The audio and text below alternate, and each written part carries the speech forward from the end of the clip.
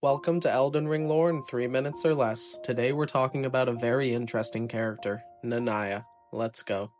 Nanaya is one of the most mysterious and intriguing characters in Elden Ring, with a backstory that can be viewed in multiple ways. We know that she was the Lady of Midra, a sage who delved into the maddening depths of the Frenzied Flame, attempting to become its lord. The Hornsent of the Land of Shadow found out about this treachery, which was a grave crime in their culture, and raided Midra's manse, destroying everything and everyone they came across. They subdued Midra, and subjected him to a damnation like no other. They impaled him with the Great Sword of Damnation, which opened up in golden arcs in his body and caused him unimaginable agony. It was during this torment that Nanaya entreated Midra to do one thing: endure. This is an interesting word, endure. Why would a wife want their husband to go through such pain? Well, that's because Nanaya isn't all she appears to be. This next part is my own speculation, so feel free to disagree or add to it in the comments. I believe that Nanaya is Shabriri in disguise, and there's quite a bit of evidence supporting this. If we take the description of Nanaya's torch, which reads, "In a distant land, in an age long past, was born a man who failed to become the Lord of Frenzied Flame. All that remains of him is cradled gently by Nanaya."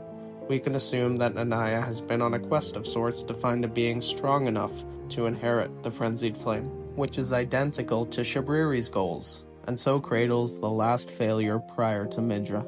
It could also be one of Midra's spinal columns, but I choose to believe it's another failed lord. There's also the unsettling painting of Midra and Nanaya. If we look closely, she has a sinister smirk creeping over her face, not unlike the Shabriri's woe talisman, and her eyes are obscured from view, mirroring Shabriri's covering of his eyes, leaving only an eerie outline. The Lord of Frenzied Flame is supposed to use their torment, despair, affliction, and every negative emotion, and channel it into the Frenzied Flame, becoming stronger the more they suffer.